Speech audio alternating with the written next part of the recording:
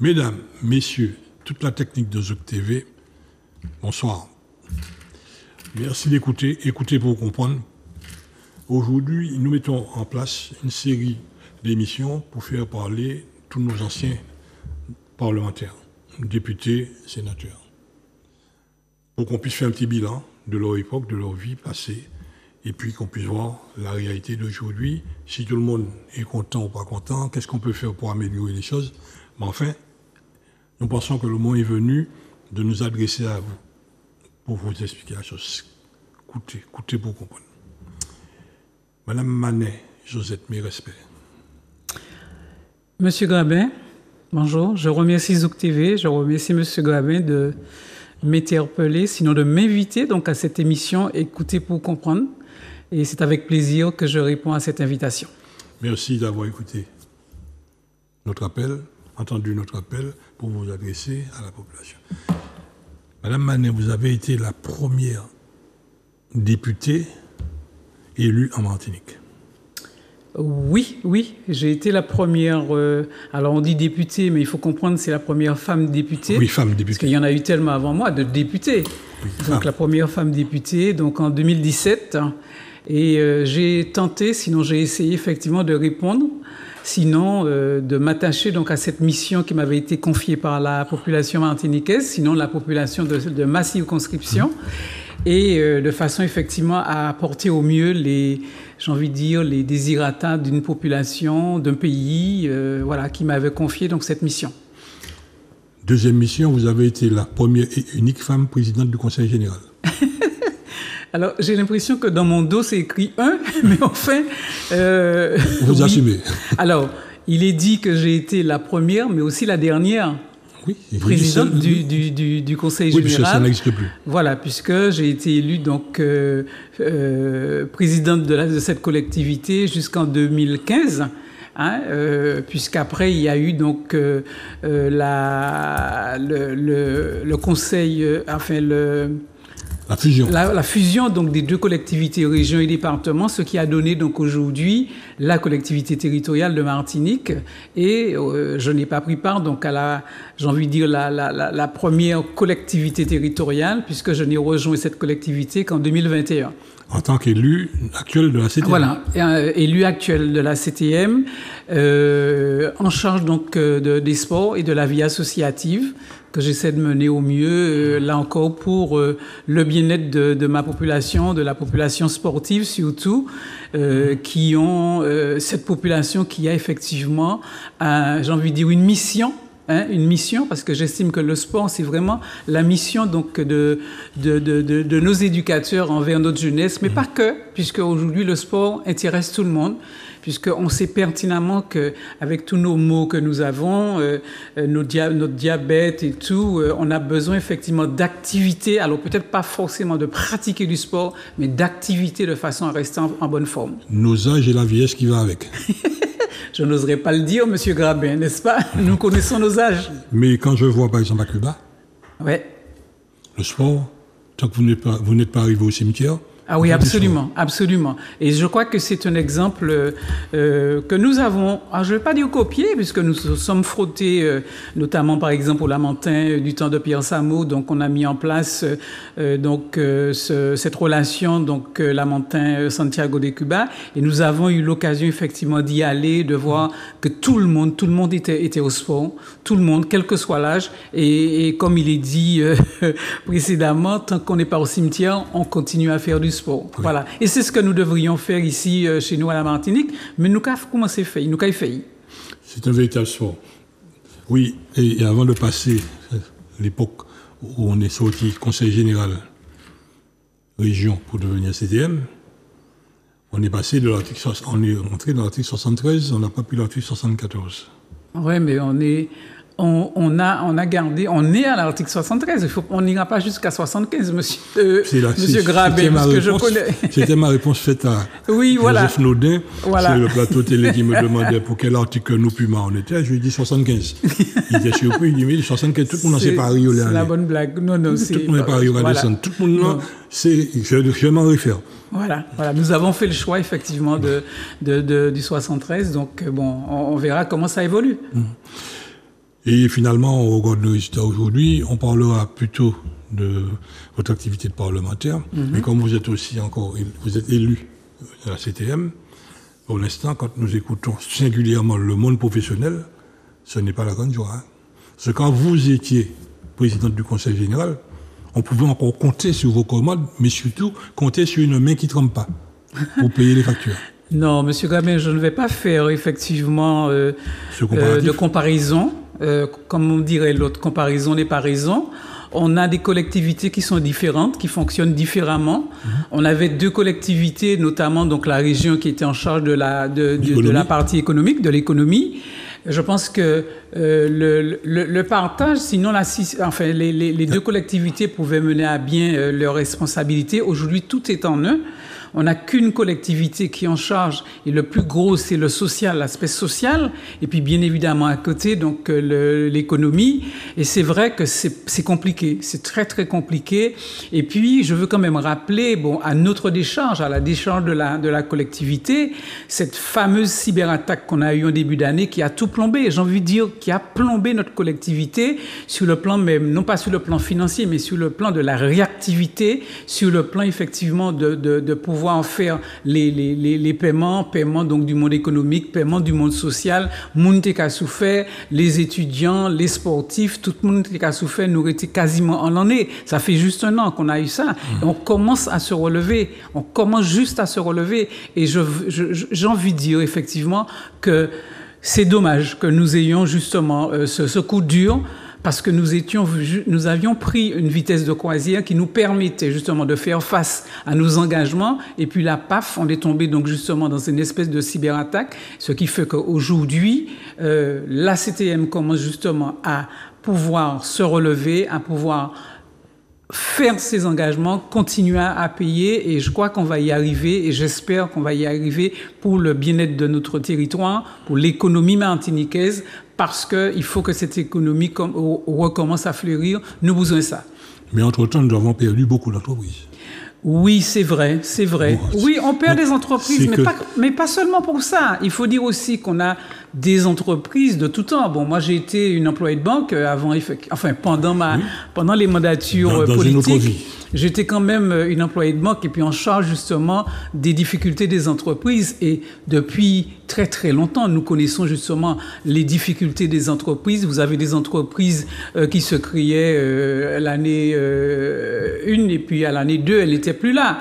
Parce qu'il y avait énormément de problèmes. Il y avait des problèmes de commande, il y avait des problèmes de responsabilité des chefs d'entreprise. Il y a effectivement des non-paiements. Il y a beaucoup de choses qui font qu'une entreprise ne tient pas toujours la route. Mais on ne peut pas mettre sur le dos de la collectivité, j'ai envie de dire, la faillite des entreprises. Pas que, mais malheureusement, voilà. Ça fait partie du lot. Oui, tout à fait. Mais je crois qu'on a tenté, et je veux quand même rendre hommage au président qui a toujours privilégié le règlement des entreprises. J'ai eu même l'occasion de le lui reprocher en disant que tu favorisais les entreprises, mais je sais comment c'était difficile, je sais comment on attendait sur cette collectivité, et je crois que, alors je ne dirais pas que beaucoup d'entreprises ont fait faillite, mais il y a quand même quelques-uns qui n'ont pas tenu le coup, et j'espère effectivement que dans les mois à venir, les choses vont redevenir normales. Espérons aussi que la confiance revienne. Oui, il faut que la confiance revienne, mais il faut effectivement que nous nous redonnions confiance. C'est important pour l'ensemble du territoire. Il faut on a tendance à dire qu'on n'a pas confiance dans les politiques, mais il faut quand même ouvrir les yeux pour voir ce que le politique peut mettre en place, tous les engagements que l'on prend. C'est vrai qu'on ne peut pas toujours tenir à temps l'engagement qu'on a pris, mais quand même, j'estime que cette collectivité et les autres, parce qu'il y a quand même les collectivités municipales qui, elles aussi, travaillent pour l'économie du pays, travaillent pour le sport martiniquais, travaillent pour le social. Donc, l'ensemble des collectivités sont quand même en difficulté, ce que l'ensemble des parlementaires défendent régulièrement, justement, au niveau donc, de l'Assemblée nationale ou du Sénat. Parce qu'on sait pertinemment que les collectivités de l'outre-mer sont en grande difficulté. Ce que nous demandons toujours à nos politiques, c'est d'être toujours à l'écoute de l'autre. Et s'il y a quelqu'un qui était très à l'écoute de l'autre, c'est défunt Milo Kabka. Avec lui, paix à 26 jours. 28 jours. Il écoutait. Il faisait ce qu'il fallait. C'est peut-être une culture communiste, parce que vous êtes du Parti communiste de l'époque. J'ai été au Parti communiste. Vous avez été biberonné. Oui, on va dire ça comme ça. Oui, ça a été j'ai envie de dire, ma première culture politique a été le Parti communiste. Et je rends hommage à ce parti politique parce que ça m'a donné des valeurs, ça m'a donné le sens même de la responsabilité, le sens du respect de l'autre, le sens de l'engagement. Et c'est vrai que quand tu parles effectivement de Émile Cargras, c'est peut-être ça, le sens de l'engagement. Et puis à l'écoute. C'est vrai, il y a l'écoute. Et si on n'écoute pas notre peuple, si on n'écoute pas celui qui est à côté, si on n'écoute pas celui qui vous interpelle quand vous êtes sur un banc de l'église, c'est qu'on n'a pas sa place. On n'a pas sa place. Mais bon. Il faut avoir de l'empathie. Oui, il faut avoir de l'empathie. Il faut avoir de l'empathie. Et c'est ce que les gens attendent de nous. Et alors, même si on n'a pas toujours le pouvoir de faire tout de suite. La réponse immédiate. On n'a pas la réponse immédiate, mais il faut qu'il y ait l'écoute. Il faut effectivement que le citoyen se sente écouté, compris, et puis il peut avoir une réponse qui vient dans le temps. Bon, ça dépend effectivement de la demande, mais il faut qu'il y ait une réponse. Qu'elle soit positive ou négative, il faut répondre. Voilà.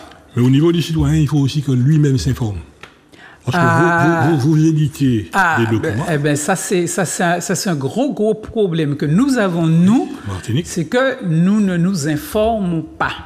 On ne s'informe pas. Alors, moi, c'est pas un reproche que je fais aux gens. C'est un constat. C'est un constat que l'on fait, un constat. Parce qu'on a suffisamment d'éléments médiatiques, on a suffisamment d'écrits. Tous les supports sont là. Voilà, on a tous les supports pour que monsieur tout le monde puisse s'informer de ce qui se passe chez lui. Alors, avant d'aller écouter ce qui se passe ailleurs, alors je ne dirais pas en France, nous noie dans la France, mais il faut effectivement savoir ce qui se passe sur son territoire, de façon à pouvoir répondre. Voilà. Il faut qu'on commence par se critiquer soi. Quand on veut changer l'autre, on commence par se changer soi. Voilà, c'est ça, c'est cela. Et bon, on a quand même j'ai envie de dire, ce petit défaut de ne pas s'informer, de ne pas lire, de ne pas écouter, de ne pas regarder et de ne pas questionner. Parce que bon, il faut poser des questions pour qu'on ait des réponses. Parce que si vous posez moi une question et puis moi pas de réponse là, ça va obliger moi à aller chercher. On va chercher réponse là-bas. Comme ça, moi aussi, je vais informer. Donc, on a quand même ce problème, effectivement, d'information qui n'arrive peut-être pas aux citoyens. Il faut quand même qu'ils fassent en sorte d'aller à l'information. Parce qu'il y a moyen d'avoir les informations. Il y a 30, 40, 50 ans de ça, c'était difficilement qu'on pouvait avoir un extrait de journal venant de Fosse, de Paris. C'est parce que tonton était sorti Paris. T'es pourtant persuadé par papa, et pour emballer, on le mettait dans du papier journal. Et moi, j'avais le gros défaut depuis petit, de toujours lire. Et cette fameuse phrase qu'on ne lisait pas, les livres là, Diable Kechayo, nous est resté, nous colle. Oui, tout à fait. Non, mais aujourd'hui, on a les moyens qu'il faut. On a tout. On a tout, le portable, tout clic. Et chacun de nous, effectivement, a ce fameux portable. Et ce fameux portable, justement, il peut être porteur d'informations. Mais nous pas qu'à aller chercher. Nous qu'à aller des bagailles qui peut être négatifs. Oui, c'est nous négatif. pas qu'à aller chercher ça qui est important, ça qui est intéressant. Et lorsqu'on dit, par exemple, à un enfant, quand il va à l'école, de ne pas avoir son portable avec lui, etc., mais il faut quand même savoir qu'un enfant qui a un portable, c'est une source d'information, à condition qu'il sache quelle information, comment le faire, comment y aller, comment trouver et qu'est-ce qu'il va chercher. Parce qu'on ne peut pas non plus priver l'enfant des modes d'information modernes. Mais le dernier rapport qui est sorti, il vous met KO technique. Hein? Mais tout à fait. Il faut regarder, par exemple, la fréquentation des bibliothèques. Oui. Les enfants ne vont presque plus en bibliothèque. Alors qu'auparavant, quand on était à l'école, c'est la bibliothèque. On allait en bibliothèque le soir, en week-end et tout, parce qu'il fallait aller chercher les livres, chercher les informations. Il y avait des journaux dans les bibliothèques, il fallait aller les lire.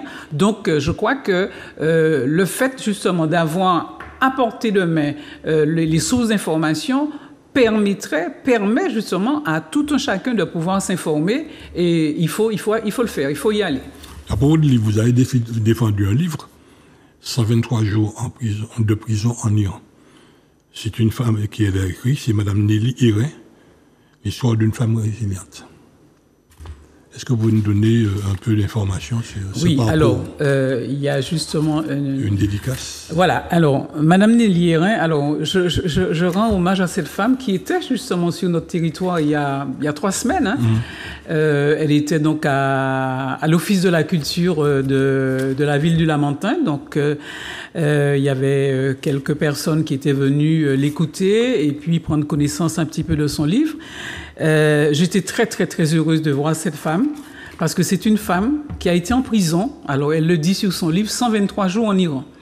Et ça se passait en 2019, il me semble. Iran, c'est pas 118 ni du Corse. Oui, d'accord. En termes de prison. Alors c'est une femme qui a été mise en prison jusqu'à maintenant, elle ne sait pas pourquoi, parce que c'est une femme qui était donc qui faisait du commerce, hein, c'est-à-dire un chef d'entreprise, et donc qui s'est retrouvée qui était sur une île proche d'Iran, et du jour au lendemain, elle s'est retrouvée donc en prison. Et alors moi ce que j'ai fait, parce que bon, il fallait, j'ai été interpellée justement par quelqu'un de proche de cette femme quand j'étais donc à l'Assemblée nationale, qui m'a sollicité de façon à interpeller le ministre des Affaires étrangères. J'ai interpellé donc Monsieur le ministre des Affaires étrangères, donc en question au gouvernement à l'Assemblée nationale, et un ministre qui a été, j'ai envie de dire, très très très froid. J'ai même à la limite du mépris pour dire qu'il ne comprenait pas pourquoi on l'interpellait alors que la famille même de cette dame n'avait pas souhaité médiatiser j'ai envie de dire, sa période de prison, d'emprisonnement. Et donc, j'ai donc fait mon interpellation, j'ai donc répondu après au ministre. Après ces réponses, j'ai encore interpellé le ministre par écrit pour lui dire que nous avions une compatriote, nous Martiniquais, nous avions une compatriote, parce qu'elle est martiniquaise, nous avions une compatriote donc, qui est en prison en Iran, et nous souhaitons justement avoir des nouvelles et savoir comment elle va faire pour sortir de là. Bon, je crois que ça c'est... Je ne dirais pas que cette interpellation du ministre et des écrits au ministère ont eu raison justement d'un certain empressement donc de l'État français.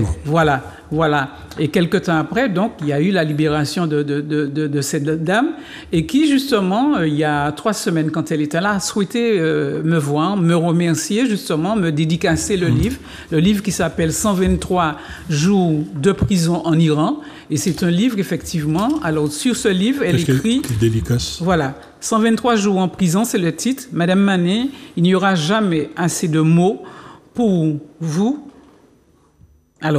signifier ma reconnaissance sur la... Alors, comme j'ai pas mes lunettes...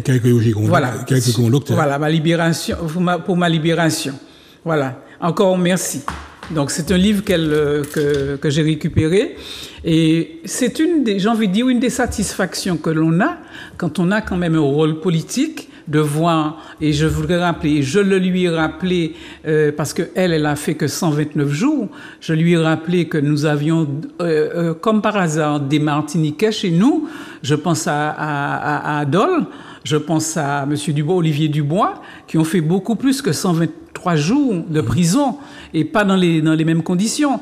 Et pour moi, ça a été quand même une satisfaction d'avoir fait cette interpellation et de voir que cette femme avait été libérée et avait cherché justement à me remercier de l'acte. Hein. Mais pour moi, c'est un acte c'est un devoir, parce que je suis une élue, je suis un parlementaire, donc j'ai l'obligation de faire ce genre de choses.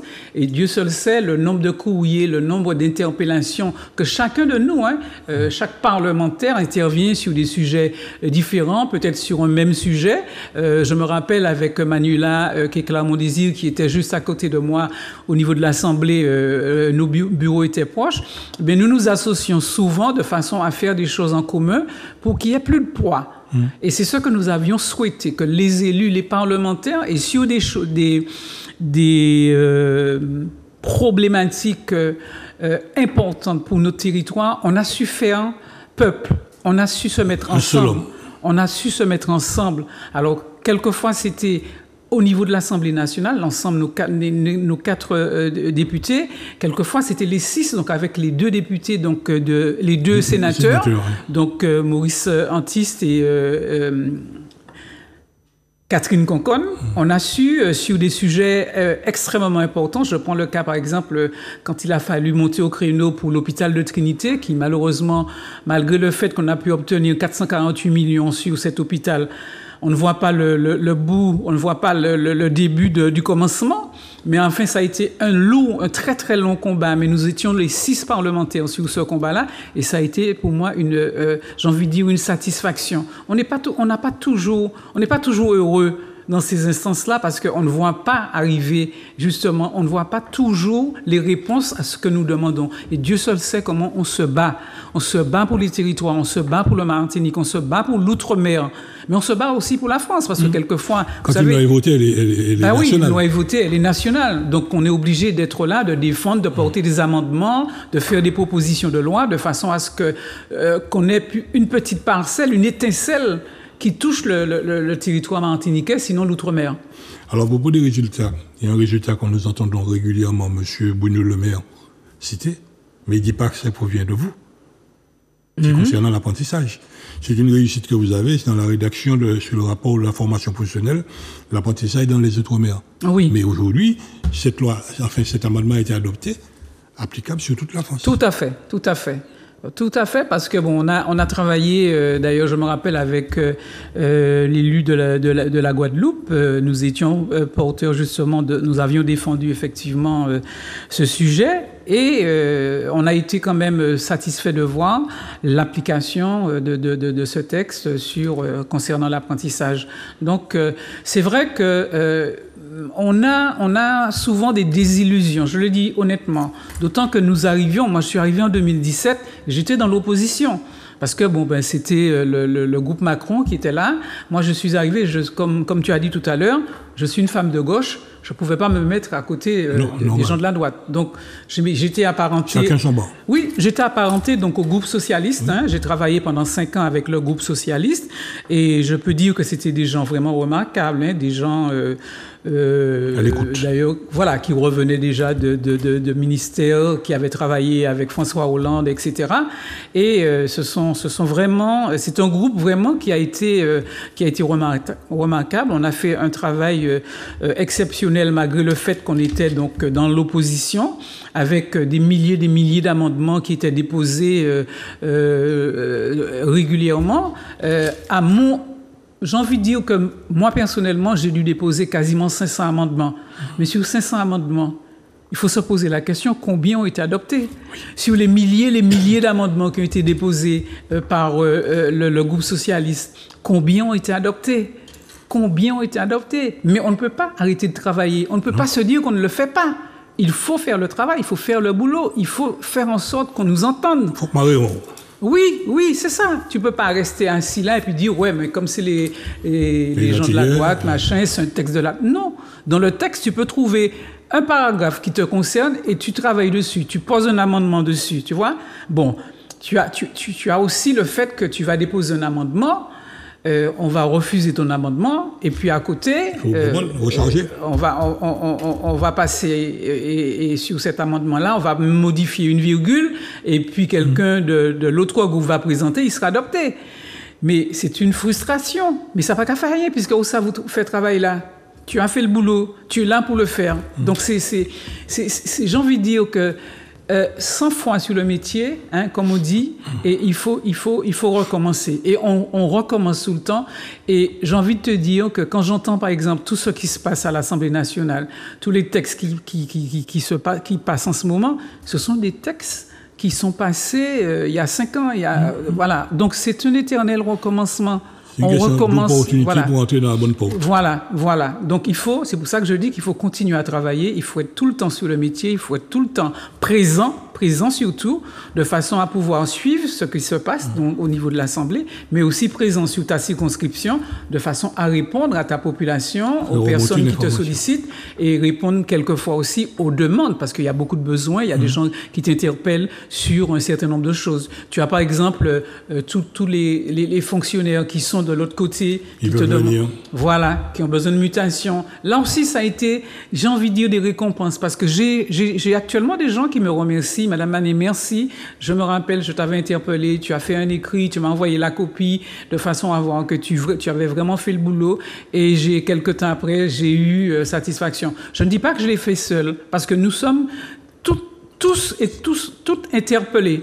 Alors, il y en a qui le font, il y en a qui le font effectivement, il y en a qui viennent, qui se mettent, par exemple, à 2-3, et puis on va faire un courrier commun de façon à ce qu'il y ait plus de poids. Je pense qu'effectivement, le fait d'être ensemble, c'est une force. C'est vraiment une force. Donc, je dis encore à nos collègues, essayons de travailler ensemble. Essayez de travailler ensemble.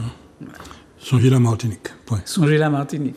Et c'est une chose que je vois régulièrement, parce que je suis passionné de la chose. Quand je regarde les débats le mardi sur l'Assemblée nationale, le mercredi sur le Sénat, et puis ensuite les autres commissions, les différentes émissions sur le Public Sénat, il y a un boulot.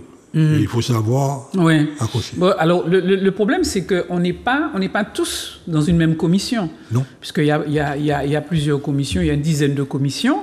Et donc, on est répartis dans plusieurs commissions. Moi, j'ai été dans la commission des affaires culturelles et de l'éducation. Ça m'a permis d'interpeller, par exemple, le ministre de l'Éducation du temps passé. De l'époque, sur un certain nombre de besoins donc, du territoire. On a eu beaucoup de demandes des syndicats, par exemple, sur les problématiques de restriction de nombre d'enseignants, par exemple, sur le territoire, sur les fermetures de classes, etc. On a eu... C'est des sujets brûlants, des sujets passés, mais des sujets actuels. Parce que jusqu'à maintenant, il faut continuer. Il faut continuer, justement, à interpeller le ministère de l'Éducation nationale. Donc, on l'a fait. On a interpellé... je me rappelle, il y a un sujet sur lequel j'avais posé un amendement. C'était les sargasses. Mais les sargasses sont encore là. C'est pas parce qu'on t'a fait ni 3-4 ans que vous tirez les balles. Donc, c'est inlassablement qu'il faut interpeller, inlassablement qu'il faut poser des amendements, qu'il faut faire des propositions de loi, de façon à ce que les choses puissent évoluer, et puis ceux qui viennent après puissent continuer justement à travailler, même si c'est le même sujet, mais il faut continuer de travailler en ligne. Oui, parce qu'une loi peut... C'est comme le train. Hein? Ouais. Un train peut en cacher une autre. Il peut en cacher un autre, exact. Et une loi peut venir démolir une autre loi, réformer une autre loi. Ouais. Et c'est constamment. L'histoire de Sargasses, pareil, ça revient. Quand nous avons soulevé ce problème en 2011, c'est Letchimy venait de prendre la présidence. Ouais. J'entends aujourd'hui que les solutions qu'on avait proposées à l'époque commencent à être mises en place. Oui, voilà, c'est ça. Mais avec une différence, c'est que nous, on avait proposé de collecter les sargasses au large, de les déshydrater et de les faire rentrer dans un concept pour produire du courant électrique à partir des déchets de Martinique. Ça n'a pas fonctionné. Ouais. Mais les sargasses, aujourd'hui, on les plonge. On les détruit, on les plonge. Demain, on va se réveiller très, très, très, très fortement là, avec cette catastrophe écologique qui Oui, s'annonce. tout à fait. Mais ce que je dis, c'est que inlassablement, il faut continuer sur les sujets qui nous intéressent, les sujets qui nous préoccupent, de façon à ce que, bon, même si c'est Yichnou qui nous résultat, mais que demain, qu'il puisse avoir un résultat. Oui, il faut donner des replanter. Le combat de la chlordécone, c'est 20 ans, 30 ans, 40 ans, 50 ans de combat. Le combat n'a pas fini, il faut qu'on finisse. Il est loin d'être fini. Loin d'être fini. Donc, il faut que tout le temps, on soit dessus. Tout le temps. Moi, j'ai travaillé avec Serge Letchimy sur la chlordécone à l'Assemblée nationale. Il a eu son enquête parlementaire. On a eu donc un groupe de travail avec Serge Letchimy. Donc, il faut inlassablement continuer donc, à travailler sur des sujets qui nous préoccupent, qui nous détruisent la vie, et pas que. Les sujets sur l'hôpital, mais c'est inlassablement qu'il faut se battre.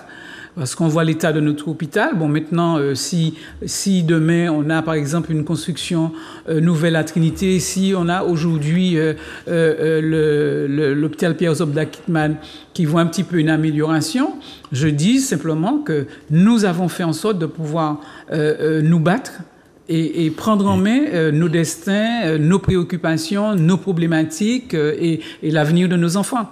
Et Pierre-Zobda-Kittmann s'est battu en tant que communiste. Alors, tu reviens sur les communistes. Non, c'est une question de réalité. Oui, c'est du factuel, ce que nous disons là. Oui, mais à partir du moment où on est encarté politiquement, on a l'obligation de se battre. Quel que soit le parti politique qu'on embrasse, on a l'obligation de se battre. Et on se bat justement pour une amélioration du quotidien, une amélioration de la vie de tous les jours. Alors, tu as eu une intervention sur la fiscalité écologique. Oui. Et conséquences sur le pouvoir d'achat. Mais c'est bien ce que je dis, c'est-à-dire qu'il y a eu tellement de sujets... Qui reviennent aujourd'hui. Voilà. Il y a eu ce combat qui a commencé. Alors, je dis qu'il a commencé, peut-être qu'il avait commencé bien avant. Parce que, bon, moi, j'ai pas inventé l'Assemblée nationale. Non. Donc, un combat, justement, sur lequel, bon, moi j'ai travaillé dessus, au sein de mon groupe, justement, du groupe socialiste, et qui continue aujourd'hui. Parce que l'écologie, c'est un sujet prégnant, c'est un sujet qu'il faut aborder tous les jours. Et on voit effectivement à la Martinique comment nous avions... C'est un sujet que nous avions refusé d'aborder. C'est-à-dire que pour nous, ça n'a pas été important. Et aujourd'hui... l'écologie est devant. Voilà, l'écologie est devant. Parce que les conséquences peuvent être graves. Grave. Voilà. Très grave. Très grave. Donc, la protection même de la nature, la protection de notre territoire, la protection de nos rivières, la protection de la mer, justement, que nous oublions parce que nous avons l'impression que la mer n'est pas à nous. Mais les vini, puis le cochon nous capati et puis c'est ça le problème. Mais nous sommes dans ce qui vit dans la mer, nous sommes en bout de chaîne. Voilà. Nous poissons. Voilà. Donc, en termes écologiques, le travail a été très fortement mené. J'écoutais la télé avant de venir là. Un accord a été signé entre le Chinois et la France sur justement le problème écologique de la planète. Tant mieux. Et ces messieurs, Dieu seul sait s'il aura pollué. Donc il a fallu redire cravature gentiment. Mais comme il n'y a pas de cravate, c'est quoi le maro, ça a été difficile. Vraiment, Chinois de cravate. C'est quoi le maro, Non, mais de toute façon, à partir du moment où on a quand même un président chinois qui arrive chez nous, il faut trouver la petite fente où on peut obtenir quelque chose, parce que c'est pas simple. C'est pas simple du tout avec ce président chinois. Mais enfin, je suis pas là pour en parler parce que... Non, mais nous sommes justement... ce qui se fait à travers le monde, c'est un village aujourd'hui. Oui, tout à fait. Il suffit de voir ce que nous recevons en ce moment comme poussière venant du Sahara. Et nous avons demandé à différents préfets de nous dire quel est le niveau de radioactivité dans cette poussière. À ce jour, on est capable de nous le dire, on refuse de le dire. Or, tout le monde sait que De Gaulle faisait ses essais nucléaires en Afrique, et pas en Afrique, en Algérie, dans le désert du Sahara. L'extraction de ce qui se fait au Mali, et pas au Mali, au Niger. Mais tout ça, avec le vent, arrive vers nous. Alors qu'on nous dit au moins la vérité dessus. Donc ce sont des choses, ce sont des travaux permanents, mais on ne peut pas réussir ce travail en étant isolé. Ah non, pas du tout. Il faut être à l'écoute du terrain. Absolument. Écouter les associations qui travaillent sur le terrain. Se mettre ensemble. Ouais. Se dire, c'est la Martinique. Ouais. Donc, par exemple, lorsque nous prenons ce qui se passe pour le sport, là, tu as mené un gros combat pour la pratique du sport. Oui, j'ai envie de dire que c'est le hasard.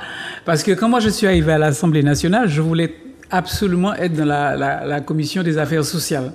Parce que je sortais du conseil général et pour moi c'était systématique. J'étais même déçu de me retrouver à la commission des affaires culturelles et du sport et de l'éducation. Et puis, il s'est trouvé qu'on a eu un travail vraiment exceptionnel. Je prends le cas, par exemple, alors moi j'ai travaillé par exemple c'était les prémices de la préparation des JO. J'étais dans le groupe justement de préparation donc des JO. Donc j'ai commencé à travailler avec ce groupe. Bon, maintenant, le hasard a fait que je suis également à la commission sport, à la collectivité, et que je travaille aujourd'hui sur l'arrivée de la flamme olympique qui arrive, j'ai envie de dire, ces jours-ci, enfin, dans quelques heures à Marseille, et qui sera donc... Marseille qui a mauvais état, est-ce que cette flamme n'a pas été éteinte? Je ne sais pas, c'est à voir. Effectivement, j'ai entendu l'information. Voilà. Donc, fou là. En fait. Voilà. Et donc, alors le hasard a fait pas le hasard. Donc j'ai été désignée pour travailler à la commission des affaires culturelles. Et je crois que j'ai été très très heureuse au sein de cette commission avec un président qui était très ouvert. Et j'ai eu l'occasion, par exemple, de travailler sur avec les autres parlementaires. Je me rappelle Maurice Santis, Manuela, et on a travaillé justement sur l'AIOL, l'acceptation donc de l'AIOL à l'UNESCO. On a eu plusieurs réunions de travail au ministère des Outre-mer et au ministère des Affaires culturelles. C'était le plus important. Une écoute particulière donc du ministre de la Culture avec le porteur donc de ce projet, M. Tinogus. On a eu beaucoup de travail, on fait beaucoup de réunions de travail au sein donc à l'Assemblée nationale, et donc on a été heureux. Je ne dis pas que j'ai été porteuse d'un résultat de l'AIOL à l'UNESCO, mais j'ai contribué. J'ai participé avec donc les autres élus parce qu'on a eu pas mal de séances de travail, et c'était pour nous une récompense de voir que le travail qui avait été commencé par Monsieur Tinogus a été donc couronné de succès, et pour moi c'était une récompense. Alors il y a un sujet qui a été je vais dire qui a été très, très, très porté par nous autres, et surtout par moi, au sein de cette commission. C'est parce que j'ai été désignée avec donc une élue de la droite sur une mission sur l'Université des Antilles. Et ça a été un sujet très, très prenant, mais surtout pénible. Oui. Pénible parce que j'ai eu pas mal de remontées de mes frères et sœurs guadeloupéens qui n'ont pas accepté que ça soit une Martiniquaise qui soit sur un sujet qui intéresse la Martinique et la Guadeloupe. Sauf que je leur rappelais que je suis membre de la commission de l'éducation. Donc, en ma qualité de membre de l'éducation, j'ai justement ce sujet-là, j'ai accepté de porter le sujet avec une autre collègue de ma commission, qui était une collègue de la droite, parce que vous savez que quand vous êtes de l'opposition, on ne vous met pas président donc, d'une mission, donc vous êtes vice-président de la mission, donc à côté de quelqu'un de la majorité. Et donc, nous avons fait un travail, mais... il y a eu 16 auditions. On a eu beaucoup d'auditions. On a eu beaucoup j'ai envie de dire, de freins à cette mission. On n'a pas été soutenu par le ministère qui nous a lâché un peu, mais nous avons ramené un rapport que nous avons déposé. Et ce qui m'amuse aujourd'hui, et c'est un peu pour ça que en 2021, j'ai beaucoup hésité à revenir, donc à me représenter donc à cette élection, c'est la question qui se pose: que deviennent justement tous les rapports que nous faisons, que nous portons, tous les amendements, enfin pas les amendements, mais toutes les propositions de loi que nous déposons, qui quelquefois sont acceptées, mais qui sont dans les archives et qui n'ont aucune incidence sur la vie de tous les jours. Donc c'est la problématique que moi j'ai rencontrée, c'est-à-dire, est-ce qu'on travaille justement pour travailler? Est-ce qu'il y a un effet? Parce qu'il y a un projet de loi, oui, le projet de loi il est adopté, donc il y aura certainement une application, mais les propositions de loi, quelquefois, vous les faites, j'en ai fait 2 d'ailleurs, et ces propositions de loi qui ont été acceptées, j'en ai fait plusieurs, mais il y en a 2 qui ont été acceptées, mais ça donne quoi? On n'entend pas parler de ça, et ça porte mon nom, mais qui sont classés, vous allez les trouver donc aux archives de l'Assemblée nationale, mais ça s'arrête là. Donc la question est de savoir à quoi on sert. Oui. À quoi on sert. C'est la question que Tisson se pose, ça m'a fait là-bas. Ben oui, ça m'a ou l'autre a l'effet là-bas. Et peut-être le problème, c'est la déconnexion qu'on a de son territoire, parce qu'aujourd'hui, on a quasiment une obligation d'être présent tout le temps. Tout le temps. C'est au cas sorti l'Assemblée nationale, enfin, au cas sorti Paris, le 75, le vendredi au soir, le vendredi matin, on prend un avion, on arrive, ou le samedi, dimanche, le lundi, vous arrivez parti. Parce que tu as une obligation de présence au sein donc du Parlement, que ce soit le Sénat ou l'Assemblée nationale, et tu as l'impression justement que tu es déconnecté de ton territoire, que tu n'as pas le temps justement d'être avec j'ai envie de dire les politiques de chez toi, de façon à échanger, de façon à prendre un petit peu les revendications pour les faire remonter. Fort heureusement, bon, qu'on a quand même un bureau sur place qui permet effectivement d'avoir des contacts avec tout le monde. Attaché parlementaire. Voilà, avec une attachée ou un attaché parlementaire qui fait le boulot, qui fait les rencontres, qui va dans les réunions.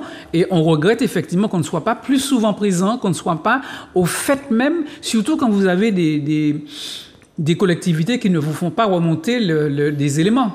Vous avez des collectivités qui veulent aller défendre eux-mêmes leur truc et bon, vous n'avez pas les éléments pour pouvoir emporter un amendement à temps et ce qui fait que c'est dommage. Moi, je sais que la seule collectivité avec laquelle j'ai vraiment travaillé, c'est avec la CACEM. La CACEM me faisait remonter énormément de doléances, de choses à défendre et tout, et ça m'a permis d'être au courant un peu plus à fond des choses du territoire. À partir de tous ces biscuits, tu es parvenu à faire 427 amendements. Oui, parce qu'il faut les faire. C'est pas, vous pas arrêter là, si vous pas réussir ce qu'il faut comme information de base. Oui, on mais peut attends, avancer. moi j'appartiens à un groupe. J'appartiens à un groupe. Mon père, c'est attendre qui en l'état pour me valider. Il faut bien que moi qu'on porte nos propres amendements, surtout lorsque tu as des textes qui ont, comme je disais, des connotations de nos territoires, enfin des choses qui concernent notre territoire. C'est spécifique à nous. Pas forcément spécifique, mais tu peux trouver dans un texte, dans un projet de loi, une ligne où il y a une adaptation à faire. Voilà, il y a une adaptation à faire. Donc, tu mets en place, tu présentes des amendements à ton nom, comme aussi tu valides des amendements de ton groupe, parce que j'ai quand même un groupe qui présentait énormément des amendements, et je validais les amendements de mon groupe, de façon à ce qu'on ait plus de chances de voir adopter donc nos amendements dans les projets de loi. Alors, à propos, j'ai vu que tu as 11 questions au gouvernement. Comment ça se met en place? Alors, des questions au gouvernement. On va arrêter là, on va lever, on va poser des questions. Non, mais justement, c'est justement ce que je disais. C'est-à-dire, la question au gouvernement que tu veux porter, tu aurais souhaité que ça soit quand même quelque chose de spécifique à ton territoire ou de spécifique à l'outre-mer. Parce que où on vit pas en bas, il va payer, ou on vit pas en bas, il va l'outre-mer, qui est la Guadeloupe, qui les autres îles à côté. Donc, il te faut aller à la recherche des sujets, justement, des sujets prégnants. Alors, je te parlais de l'hôpital. Donc, il faut aller défendre, il faut demander des sous pour l'hôpital. Tu as l'hôpital, tu avais le problème justement de la sécurité ou de l'insécurité sur le territoire. Et Dieu seul sait que sur ce sujet-là, on a fait remonter des demandes de renfort, de police, de gendarmes, etc., etc. Mais chaque léa, vous savez, il y a répondu, il y a dit oui, l'outre-mer ou bien le territoire de la Martinique a tant de policiers, alors que l'Auvergne en a moins, etc., etc. Ça veut dire qu'on y a assez.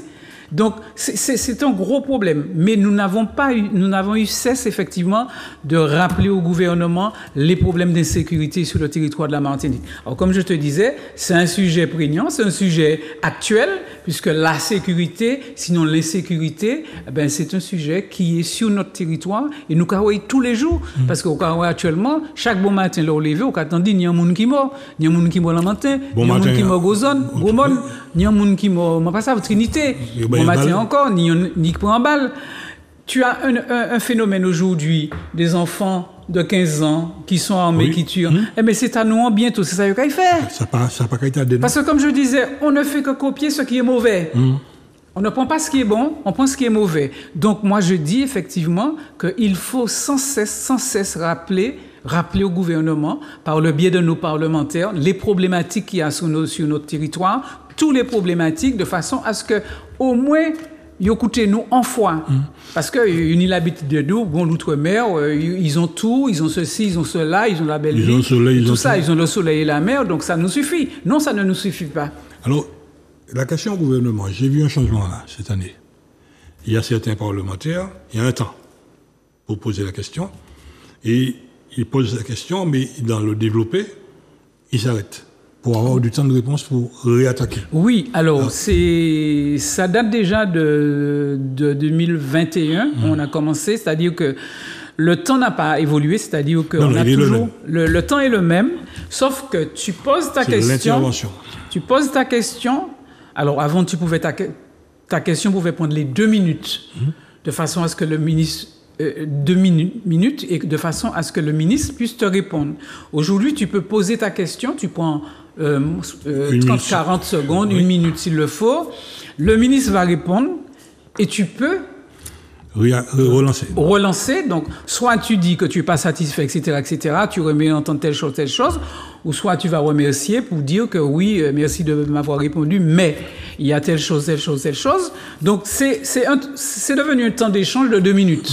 Alors qu'avant, tu avais 2 minutes, une question, une réponse. Alors, la question, en fait, pour que le téléspectateur puisse comprendre, très souvent, nous voyons le ministre arriver, la réponse déjà en main.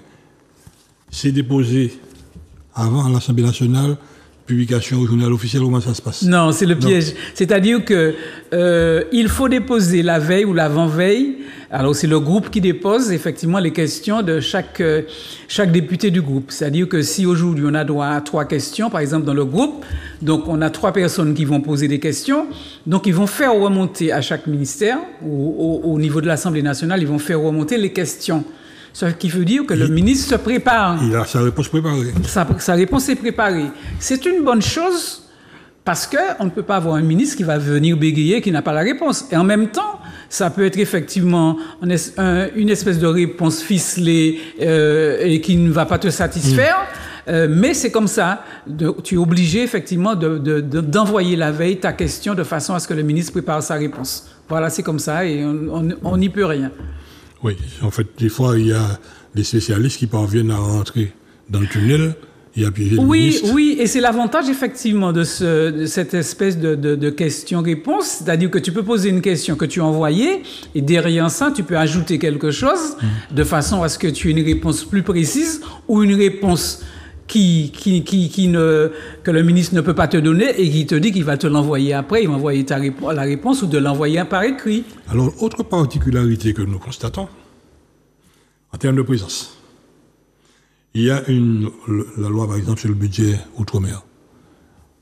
On a quoi? À peine une centaine de députés, que les députés, des fois... Non, mais tu as dit une centaine, des fois c'est 20. Oui, qui présentent. Mais c'est bien pour ça que... À 2h du matin. Oui, mais c'est bien pour ça que je dis que...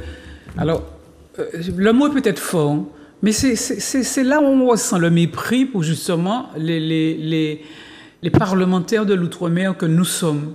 C'est-à-dire que quand il s'agit de quelque chose qui concerne l'outre-mer, ça n'a pas qu'à intéresser yo. Tu as peut-être une dizaine de députés d'autres groupes ou même de ton groupe qui va rester, mais tu es seul. C'est-à-dire que tu as l'outre-mer qui est là pour les questions de l'outre-mer. Alors, si tu as, par exemple, des collègues d'outre-mer qui ne s'intéressent pas non plus à ce que tu vas demander, bon, des fois, eux-mêmes, ils n'ont pas qu'à venir. Tu vois? Bon, le budget outre-mer, c'est l'ensemble des parlementaires outre-mer qui sont là, les députés outre-mer, et nous débattons entre nous. Donc, les autres vont intervenir très rarement, très, très rarement. Ils vont écouter, et des fois, ça ne les intéresse pas, ils ont quand même empathie, mais ça se passe entre nous. Et c'est là où je dis que nous sommes considérés comme des gens d'ailleurs. C'est-à-dire que ça fait nous pas qu'à intéresser. Entièrement à part. Alors que il faut nous là, nous déposer amendements, les tout projets de loi, même les propositions de loi qui sont faites par d'autres groupes. Tu es présente. Tu as l'obligation d'être présent, mais quand il s'agit de l'outre-mer, ben écoute, tu n'as pas grand monde. Alors il y a ce qu'on appelle aussi la délégation outre-mer, qui nous permet justement de pouvoir intervenir sur des sujets qui nous concernent, qui concernent l'outre-mer, sur des missions qui ont été donc dévolues à la délégation outre-mer. J'ai par exemple participé au nom de la délégation Outre-mer à une enquête sur les discriminations donc dans l'outre-mer. Ça m'a permis un petit peu d'aller sur des territoires, par exemple Mayotte, la Guyane, la Guadeloupe, etc., de façon à faire un état des lieux des problématiques de discrimination. Ça a été justement porté par la délégation outre-mer. J'ai également été sur une enquête, une mission sur l'orpaillage en Guyane. J'étais d'ailleurs vice-présidente donc de cette délégation. D'ailleurs, on l'a fait pendant le Covid, la Covid. On n'a pas pu aller en Guyane. Donc, on a rédigé par visio des éléments. On a pu avoir les éléments par visio. Et ça nous a permis de déposer un rapport. Et comme je te disais, des rapports qui sont déposés, mais tu ne connais pas les suites. Alors, avant de conclure, il y a aussi le vote rideau. Le vote rideau. Oui. C'est des pièges que ça fait. On va voter, et puis brusquement, tout le monde sort de derrière le rideau pour entrer dans la salle pour voter. Oui, mais chacun est libre de son vote et chacun est responsable surtout de son vote. Il faut être responsable de son vote. Ouais. Et c'est d'ailleurs, j'ai envie de dire, l'avantage ou l'inconvénient d'être dans un groupe. Hein? Parce que quelquefois, tu as peut-être envie de voter contre et puis, tu seras regardé par ton groupe. Soit tu t'abstiens ou tu votes avec le groupe. Donc, c'est peut-être ça le piège. Mais je crois que c'est un avantage aussi de ton existence même au sein de l'Assemblée nationale. Parce que quand tu n'as pas de groupe, que tu es seul, ou quand intervenir en fois pendant 5 ans, tu vois, c'est difficile. Des chaises, je pas assez, mais voilà, exactement. Voilà. Alors, c'est toujours avec plaisir. On ne peut plus continuer jusqu'à temps là qu'il nous dévissait, mais il faut conclure. Si tu as une conclusion à faire, ça aurait été laquelle? Alors, ma conclusion, c'est de dire que j'ai vécu une expérience extraordinaire au sein de l'Assemblée nationale. Ça m'a beaucoup porté en expérience même, en connaissance, j'ai envie de dire, de ce qui se passe, mais surtout par rapport donc à la confrontation avec un certain nombre de personnes, de personnalités, de collègues de l'Assemblée nationale avec qui j'ai gardé de très très bonnes relations. Et pour moi, je dis que il faut y aller, il faut le faire, mais je le ferai pas 2 fois. C'est là qu'on découvre les petits hommes gris. Oui. Tous ces petits hommes gris qui décident pour nous autres. Oui, absolument. Mais je dis simplement que il faut continuer, il faut persévérer et il faut être tenace. Il faut être tenace dans les discussions, dans la défense du territoire ultramarin, dans la défense du territoire martiniquais. En fait, il faut avoir la devise de nous, Puma, la devise de la racine dans un mur. Dès lors que vous laissez une racine d'arbre prendre dans un mur, 10, 20, 30, 40, 50 ans, le mur est à terre. Tout à fait, tout à fait. C'est ce que j'ai vécu avec un de mes garçons qui a acheté une maison et avec donc des racines, je ne te dis pas, mais il n'a pas coupé la bâton. Voilà. Donc oui, tout à fait, tu as parfaitement raison. Mais en tout cas, je crois que avoir été parlementaire a été un enrichissement pour moi. C'est ce que c'est un enrichissement personnel. C'est un enrichissement personnel. De toute façon, la politique, c'est un métier noble. Oui, tout à fait. Il faut gérer la cité. Oui. Mais il faut l'homme arriver. Je voudrais rappeler que ça fait 43 ans que je suis en politique. J'ai commencé avec Georges Gracian. Oui. Voilà. En passant par Pierre Samo, etc. Georges Gracian qui, dans un procès, disait que le côte-là, oui, c'est le prolongement du bras du Martiniquais. Exactement. N'est pas Exactement. Ça veut dire que j'ai été à côté de grands hommes, vraiment de grands hommes. J'ai côtoyé aussi des femmes politiques. Malheureusement, nos femmes politiques n'ont pas été assez au combat. Aujourd'hui... Il faut se battre, il faut arracher la place. Voilà, aujourd'hui, ça commence à venir, ça vient. On a 6 femmes maires. Donc, il faut que on a une femme sénatrice, toujours. Donc, il faut que l'on continue le combat. Mais la politique, c'est un enrichissement. Hein. Alors, quelquefois, on peut être déçu, quelquefois, on peut être critiqué. Oui. Mais il faut les épaules pour s'accepter, puisque ou engage dans bagaille, il faut savoir accepter. Voilà. Et la politique m'a enrichi. C'est en critiquant les faits qu'on mobilise les hommes et qu'on fait les choix optimaux. Ça, c'est la devise Puma. Voilà, tout à fait. Merci encore et à très bientôt. Merci beaucoup.